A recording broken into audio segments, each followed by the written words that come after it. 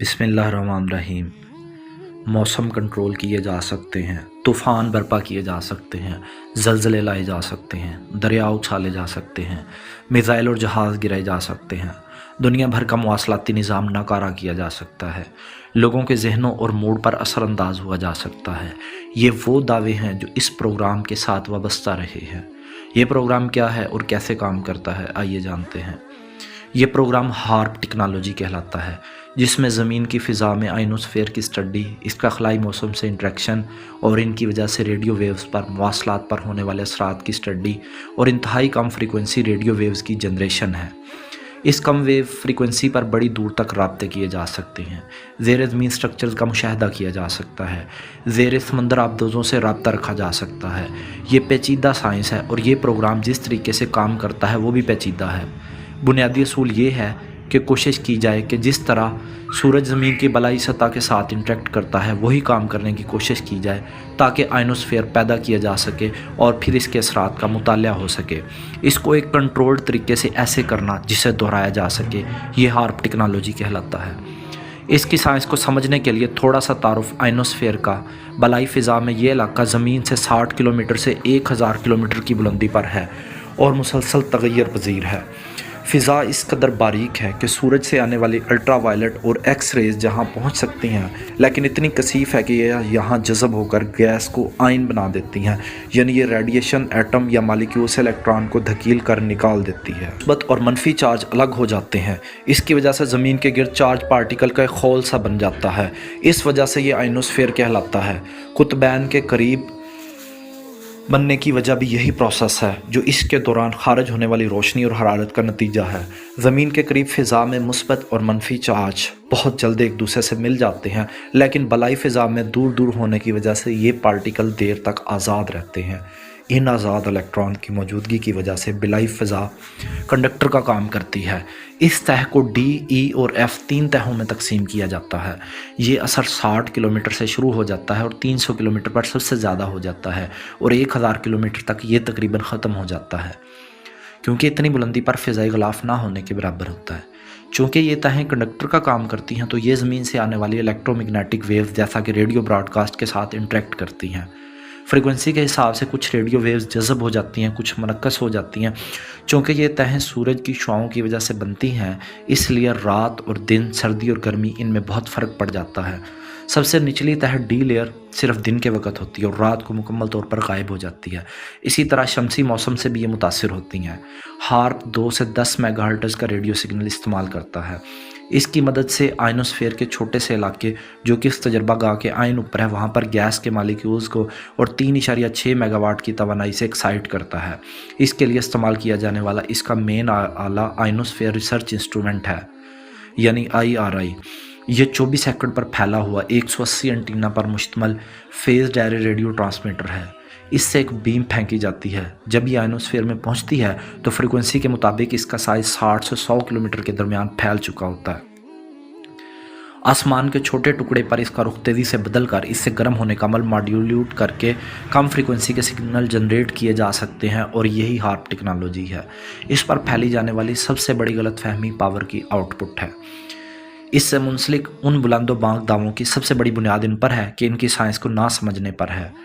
Transmitter کی power 3.5 mega what ہے، جبکہ سازشی مواد میں لکھا جانے والا فگر 6.25 گیگا واٹ ہے۔ 1500 گنا بڑا فگر دراصل ایک بالکل ہی مختلف چیز ہے جس کو براڈ کاسٹ انڈسٹری میں مؤثر ریڈیشن پاور ERP کہا جاتا ہے۔ یہ اضافی نظر آنے والا نمبر اس وجہ سے نہیں کہ اس میں اضافی توانائی بن جاتی ہے، بلکہ اس اصطلاح کی اپنے ڈیفینیشن کے کئی طریقے ہیں۔ کسی بیم کا فوکس جتنا اچھا ہوگا یہ فگر اتنا زیادہ ہوگا۔ فضا میں جذب ہونے کے بعد ہارپ کا جتنا سگنل آئنوسفیئر تک پہنچتا ہے یہ محض 36 ملی میٹر واٹ فی مربع میٹر ہے۔ اس کے مقابلے میں سورج کی توانائی ہارپ کی توانائی سے 37,000 گنا زیادہ ہے۔ ایک سائنسدان کے مطابق یہ پروگرام ایک دریا کو گھریلو ہیٹر کے ساتھ گرم کرنے کی طرح ہے۔ اگر آپ کہیں کہ اس کا ثبوت کہ پاور 6.25 گیگا واٹ کیوں نہیں، تو یہ بہت آسان ہے۔ یہ سیٹ اپ الاسکا میں ہے اور اس ریاست کی پوری کیپیسٹی ہی 2.5 گیگا واٹ ہے۔ یہ سازشی لٹریچر کے دعووں کے لیے صرف اس ایک آلے کو چلانے کے لیے ریاست کی پوری توانائی سے دگنے سے زیادہ دینا پڑے گا۔ ایریزونا میں نصب امریکہ کا سب سے بڑا نیوکلیر پاور پلانٹ پالو ورڈی میں بھی اتنی بجلی پیدا نہیں کرتا۔ ہارپ کے نزدیک اتنا بڑا پاور جنریٹر اور اس طرح بجلی لانے کا نیٹ ورک کہاں ہے؟ کہیں پر بھی نہیں۔ تو ہارپ کے لیے پاور کہاں سے جنریٹ ہوتی ہے؟ اسی سائٹ پر لگے ہوئے ڈیزل کے 5 جنریٹر سے، جن کو دیکھا جا سکتا ہے۔ چند میگا واٹ کے ڈیزل جنریٹر کی طاقت سے دنیا میں کیا کچھ کیا جا سکتا ہے، یہ حساب کتاب کرنا اتنا مشکل نہیں۔ ہارپ کے بارے میں پھیلی جانے والی غلط فہمیوں کا بڑا ماخذ اس کی تاریخ ہے۔ الاسکا میں کام کرنے والی تیل اور گیس کی کمپنی اٹلانٹک رچ فیلڈ یعنی آرکو کو الاسکا کے شمالی سلوپ علاقے میں پائے جانے والی گیس فیلڈ کے حقوق حاصل تھے، لیکن یہ ذخائر اس گیس کے گاہکوں سے بہت دور تھے۔ گیس کو مایع میں تبدیل کر کے ٹرانسپورٹ کرنا بہت مہنگا تھا، اس لیے یہ ذخائر ناقابل استعمال تھے۔ آرکو کو اس کے قریب ایک کسٹمر کی ضرورت تھی۔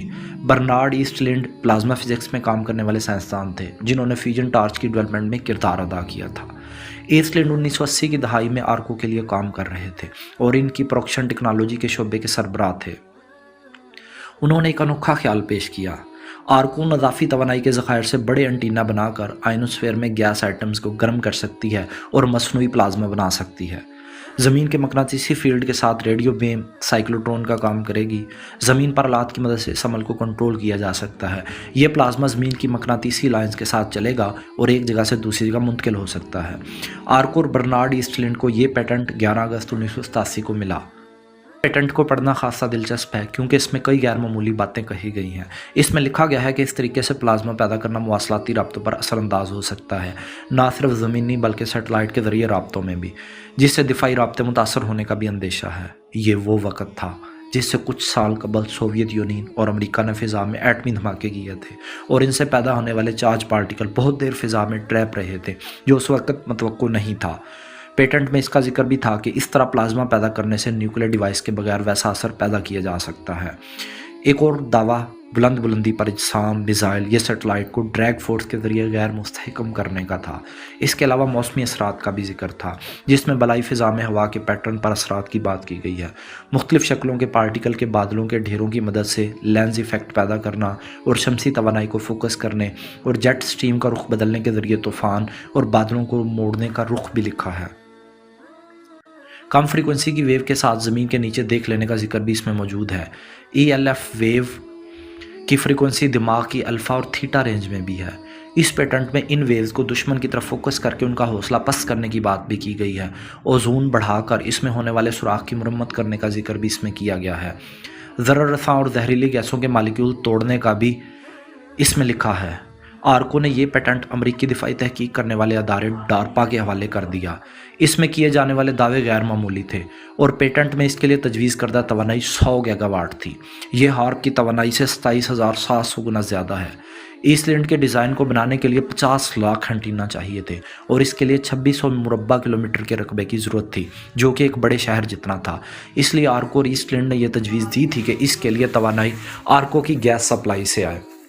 اگر محکمہ دفاع اس پروگرام کی حامی بھر لیتا تو آرکو کو اپنی گیس فروخت کرنے کے لیے بہت بڑا صارف مل جاتا۔ کتنا بڑا؟ پاکستان میں کل توانائی کی کھپت اس وقت 90 گیگا واٹ ہے۔ دنیا کا سب سے بڑا گیس پاور پلانٹ روس کا سرگارڈ پاور پلانٹ 5 گیگا واٹ کا ہے۔ ایسٹ لینڈ کے پلان کو عملی جامے کے لیے اس طرح کے 18 پاور پلانٹ لگانے ہوتے۔ ایسٹ لینڈ کے خیالات غیر معمولی بھی تھے، لیکن انہوں نے سائنسدانوں کو فضا کے اس حصے پر تجربات کے لیے اس کے مقابلے میں بہت چھوٹے اسکیل پر ریسرچ فیسلٹی کے قیام کا آئیڈیا دیا، جس سے اس آئیڈیاز کو ٹیسٹ کیا جا سکے اور آئنوسفیئر کو سمجھا جا سکے۔ اس کے لیے $1 کروڑ کی فنڈنگ کی منظوری ملی اور آرکو کو ریسرچ فیسلٹی بنانے کا کام سونپا گیا۔ گاکونا کے علاقے میں اف کے پار ریڈار بنانے کا پروجیکٹ مکمل ہونے سے پہلے کینسل ہو گیا تھا۔ یہ اس پروجیکٹ کی سائٹ بن گئی۔ قطب شمالی کے قریب ہونے کی وجہ سے یہ الیکٹرو جیٹ کا بھی فائدہ اٹھا سکتی تھی۔ یہ وہ برقی کرنٹ ہے جو کہ قطبین میں آئنوسفیئر میں سرکولیٹ کرتا ہے اور اس جیٹ سے کم فریکوینسی کا سگنل بھیجنے کے لیے ایک بڑے انٹینا کا کام لیا جا سکتا ہے۔ آبدوزوں سے رابطہ کر لینے کی صلاحیت حاصل کرنے کے امکان کی وجہ سے اس میں بحریہ کو خاصی دلچسپی تھی۔ اس تمام پس منظر کے بعد ہم یہ دیکھ سکتے ہیں کہ کون سے الگ آنے والے خیالات آپس میں مل کر نئی کہانیاں کیسے تخلیق کرتے ہیں۔ ایسٹ لینڈ کا پیٹنٹ اور ہارپ کا اصل ریسرچ سینٹر خود بالکل الگ ہیں۔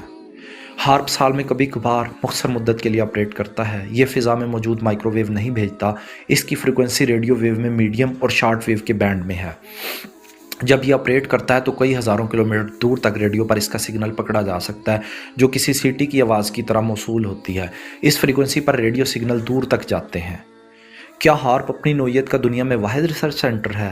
जी नहीं, दो और मराकज़ भी हैं, एक रूस में है और एक नॉर्वे में है, लेकिन ये दोनों उसके मुकाबले में छोटे साइज़ के हैं। हार्प से होने वाली तहकीक से हमें आयनोस्फीयर में इन इफ़ेक्ट्स का पता लगा है जो कि पहले नामालूम थे। अस्करी मकासद के इस्तेमाल के लिए इतने हौसला अफजा नहीं रहे, इसलिए इसके लिए मुख्तस बजट कम कर दिया गया। अलबत्ता इसके साथ मुंसलिक साज़ी नज़रियात एक जा बजा फैल कर नित नए ख़यालात और कहानियों को मुसलसल जन्म दे रहे हैं। तूफ़ान, सैलाब, ज़लज़ले और आफ़ात ज़मीन पर हमेशा से आते रहे हैं और आते रहेंगे। इस जियोफिज़िकल और मौसमियाती निज़ामों के मुकाबले में इंसान बहुत ही कमज़ोर है, इन बहुत से अवामल के आगे भी बिल्कुल बेबस है। हार्प से बनने वाली कहानियाँ अब इस कदर ताकतवर हो गई हैं कि वो अवामल जिनको खुदा के काम या फितरत की क़ुव्वतें कहा जाता रहा है, साइंस से कतई नाबलद मगर साइंस से बेहद दर्जा मरूब लोगों की बनाई गई साहसी कहानियाँ भी इंसान के खाते में डाल दी जाती हैं।